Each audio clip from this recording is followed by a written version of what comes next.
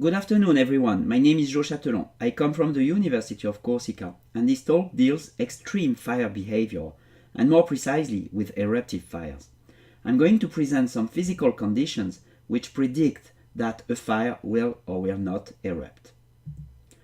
Eruptive fires are characterized by a sudden and unpredictable acceleration of the rate of spread, even under low wind speeds or small slope angle conditions. So, eruptive fires are extremely dangerous for firefighters, and they are the cause of several human losses. If one can find in the literature some empirical models which describe the fire behavior during the eruption, Viegas or Dold for instance, to our knowledge, none of them are able to predict the eruption's onset. The main question is about the explanation of the phenomenon. Among several explanations found in the literature, at the University of Corsica, we considered the pioneering interpretation proposed by Viegas because it has never been refuted by an example of eruptive fire accident. It consists in a feedback effect caused by the convective flow induced by the fire to compensate for the draft caused by the hot gases moving upwards. This induced wind was proved with laboratory experiments by Viegas and Pita.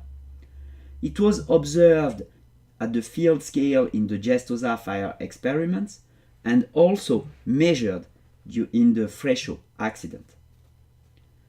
Viegas and Pita created a canyon geometry on a burning table where fire was ignited at the base of the canyon. In order to investigate the role of induced wind, an experiment was carried out in which induced wind was inhibited by a plate placed across the base of the canyon.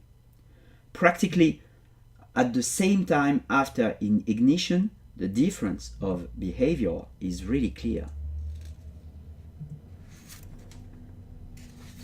At the field scale, the effect of induced wind was observed in one plot of the Gestosa fire experiments.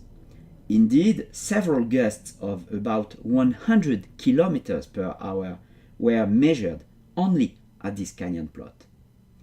But induced wind was measured during the Frescio accident in the center of Portugal near the Spanish border. The fire ignition was located at the north of Frescio de Espada Cinta. The wind was slightly blowing from the northwest, and the fire was given as extinguished at this point, except a small section of the 50 meters fire front width. But this point is the base of a canyon, and the fire erupted, causing unfortunately the death of 2 people. At the top of the ridge, there was a meteorological station which recorded, among other parameters, the wind direction and velocity. The interesting thing is that wind changed its direction from approximately downslope to upslope, and its velocity increased from about 12 to 64 kilometers per hour, with gusts at 96 kilometers per hour, without any other atmospheric phenomenon. In our opinion, this is a clear proof of the role of induced wind in the eruption's onset. Thanks to a simplified mass balance, a physical modeling of the convective induced wind is coupled to the radiative physical propagation model developed at the University of Corsica. Note that we are interested in the fire front behavior, not in the backfire, but we do not consider a fire which spreads with the same depth. We are interested in the increase of fire front depth with induced wind. The coupling of the induced wind modeling and the surface fire propagation model gives an analytical condition of danger. As long as this relationship is satisfied, a fire cannot erupt, but this won't be the case with a light fuel, I mean with small density and specific heat, with a weak ligneous component, because it plays a role in the heat of combustion of pyrolysis gases, and due to our modeling in the flame temperature, a sufficient fuel load, which plays a part in the absorption coefficient, and a dry fuel thanks to the fuel moisture content. We also need dry summer conditions and a large fire front because the fire front width plays a part in the coefficient Y. When this relationship is no longer satisfied, eruption is possible, but it is not sure. Then it depends on the value of the terrain slope angle. Unfortunately, it is not possible to find an analytical condition which gives the threshold value from which eruption is sure. We have to solve the model numerically. First, we confronted the model to laboratory experiments. The first set of experiments was carried out on an open inclination table. The fuel bed used was straw, and 4 experiments with different values of the slope angle led to no eruption observed. Our model gives exactly the same results. The second set of experiments was carried out on an inclination table with lateral walls. These pictures describe the fire a few seconds after ignition. 10 seconds later, if the spread seems usual for the slopes up to 25 degrees, the fire erupted for the 2 last values of the slope angle. So, the threshold value of the slope angle is between 25 and 30 degrees. Our model shows the eruption for a 26 degrees slope angle, which seems relevant according to the experiments. The model is finally confronted to an accident that happened 11 years ago on the Kornati Islands in Croatia. The ignition point was located near the Vrulier Bay.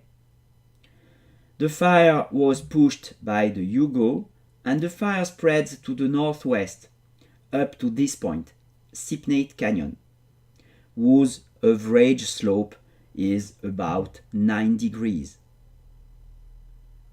The fuel bed was grass, the flame length was not important, a large fire front came to this canyon and fire erupted, causing the death of 12 firefighters, 1 being badly injured. With these parameters, our model gives the eruption for an 8 degrees slope angle, which matches the real conditions. All the previous results have been obtained thanks to the radiative-only surface fire propagation model developed at the University of Corsica. This model has 2 main shortcomings: the presence of 3 model parameters and the lack of convection. This year, we completed the development of a new radiative convective surface fire propagation model with no model parameters and a new term which expresses the convective effects.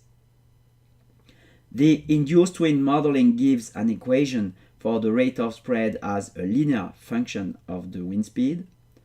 Contrary to the first model, the combination of the 2 expressions of the rate of spread leads to obtain an analytical value for the threshold slope angle from which eruption is sure. This expression depends on several fuel characteristics and on fire dynamics properties. The model was confronted to the set of experiments performed by Liu et al. Liu and his co-authors evaluates the effect of slope on spread of a linear flame front over a pine needle fuel bed. The slope angle varies from 0 to 32 degrees. The results on the rate of spread are the following, which gives the trend of the rate of spread with a very slow increase up to 25 degrees and then a very fast increase, practically an exponential increase up to 32 degrees. So we can assume that the threshold slope angle is between 25 and 30 degrees. Our analytical value of the threshold slope angle is equal to 28 degrees, which seems relevant according to the experiments. As a conclusion, we can say that according to our model, all the situations favorable to a fire eruption are those in which the fire front width remains important. Obviously, canyons have very dangerous geometries. The Famalicão accident or the laboratory experiments conducted by Viegas and Pita are other examples. Finally, as it was proved by Sharples and Dold, trenches or corridors are very dangerous situations. So, we have a steady-state propagation model only designed to predict the eruption's onset. If we want to know the behavior of the rate of spread during the eruption, we have to use the unsteady version of the propagation model, because a fire eruption is obviously an unsteady phenomenon. We can find the threshold slope angle from which eruption will occur, but in fact, thanks to a very fast code, we are able to find the value of any of the parameters involved in the model which can cause an eruption. We are not able to take into account a heterogeneous vegetation, but this limitation can be solved using an equivalent fuel model, or we are not able to take into account eruptive crown fires, because the propagation model is only designed for surface fires. Thank you for your attention.